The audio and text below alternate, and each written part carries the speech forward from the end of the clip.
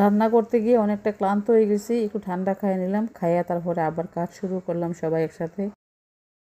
ভাবছিলাম যাইয়ে খাবার শুরু করে দেবো, যাওয়ার পরে দেখি কোনোটা রান্নাই হয় নাই, সবকিছু যোগাযন্ত্র করা হয়েছে, রান্না এখনো করা হয়েছে না। তো পরে দেখলাম উঠানে একটা সুন্দর করে চুলা বানাইছে আমার ছোট ভাই। তো যেখানে চুলা বানাইছে সেখানে কিন্তু অনেক রোদের তাপ, কিচ্ছু করার নাই, রান্না করতে হইব। তারপরে মাংস সবকিছু আগে রেডি করা আসছিল, আমরা প্রথমে চুলা ধরাইলাম, ধরাই তারপরে হলো রাসেফল রান্নাচাড়া করতেছে, আমি ওইদিকে আছি, মানে আমি লাকড়ি ধরাইতেছি আর রান্না করতেছি। মাংসটা মোটামুটি কষানি হয়ে গেছে, তো আমার মেয়ে একটু খাইয়ে দেখলো মাংসটা কেমন হয়েছে। রোদের মধ্যে রান্না করতে গিয়ে কিন্তু অবস্থা খুব খারাপ হয়ে গেছে, উপর দিয়েও গরম, নিচ দিয়েও গরম লাগতেছে। তারপর আমার ভাই আবার আইসক্রিম নিয়েছিল, রান্নার ফাঁকে ফাঁকে কিন্তু গল্পও করতেছি, আমরা সবকিছু খাইতেছি। আইসক্রিম প্রথমে খাইছিলাম, তারপরে খাইছিলাম কোক, আর আমি খাইছিলাম হইলো 7 আপ। আমার কাছে 7 আপ ভালো লাগে, আমি কোক খাইতে পছন্দ করি না, তো মাঝে মাঝে একটু 7 আপ খাই। তো 7 আপ খাইলাম, গল্প করতেছি, রান্নাও করতেছি। রোদের তাপের কারণে কিন্তু একটু পর পর আমরা যে দরজার মধ্যে বসি, বসে ফ্যানের বাতাস খাই। তারপরে উপর দিয়ে কিন্তু আমার মেয়ে ছাতা ধরে রাখছে, কারণ ছাতা ছাড়া রান্না সম্ভবই না, এখানে কিন্তু অনেক আগুনের তাপ, তারপর রোদের তাপ আসছিল।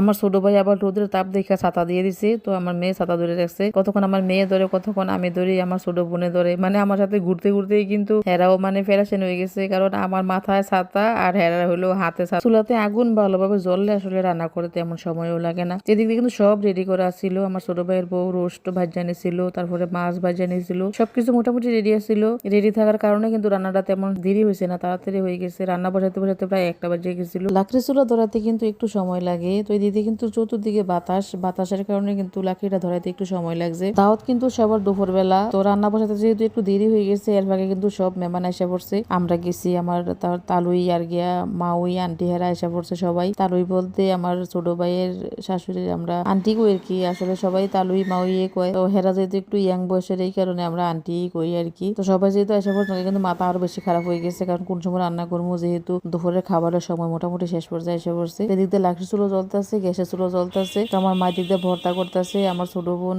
মাছ রান্না করতেছে, আর বাকি রান্না আমরা বাহিরে সবাই একসাথে করতেছি। তো রাসুফা থাকার কারণে কিন্তু রান্নাটা একটু তাড়াতাড়ি হয়েছে, কারণ রাসুফা নাড়াচাড়া করতে পারে, তো আমি আবার হাতের সমস্যার কারণে নাড়াচাড়া তেমন একটা করতে পারি না। আমি বাকি সব কাজ করছি, রাসুফা নাড়াচাড়া করছে। তো যাই হোক, রাসুফা থাকার কারণেই কিন্তু সবাই একসাথে কাজটা হাতে হাতে করতে পারছি। আর এদিক দিয়ে চুলো 3-4টা একসাথে জ্বলছে, তো সবাই একসাথে হয়েছে, আমরা এখন খামো। তো টেবিলে সবকিছু দেওয়া হয়েছে, মুরগির রোস্ট, পোলাও, মাছ ভর্তা, মানে খাবারটাও গরম গরম আসছিল। ফেডে অনেক খিদা আসছিল, খাবারটা যেমনই হোক, ফেডে যখন খিদা লাগে তখন আসলে এসব মনে থাকে না, চোখ বন্ধ করে ইচ্ছা মতো কতক্ষণ সবাই খাইলাম। খাওয়া দাওয়ার পর কিন্তু শরীর অনেক ক্লান্ত হয়ে গেছে, তো খাইয়া দাইয়া সবাই একটু রেস্ট নিলাম। তারপরে যেহেতু আমার আন্টি মাউই, তারপরে গিয়া আঙ্কেল তালুইয়া ছিল, তো পরে সবাই আবার তরমুজ কেটে দিলাম, তরমুজ খাইলাম সবাই। তারপরে খাইলাম ফল মিষ্টি, মানে যা কিছু ছিল সব ইচ্ছা মতো খাবার দাবার খাইয়া তো কতক্ষণ রেস্ট নিলাম। মানে খাবারের পর কিন্তু শরীরে আর হুঁশ থাকে না, তো বিছনার মধ্যে সবাই ইচ্ছা মতো একটু ঘোরাঘুরি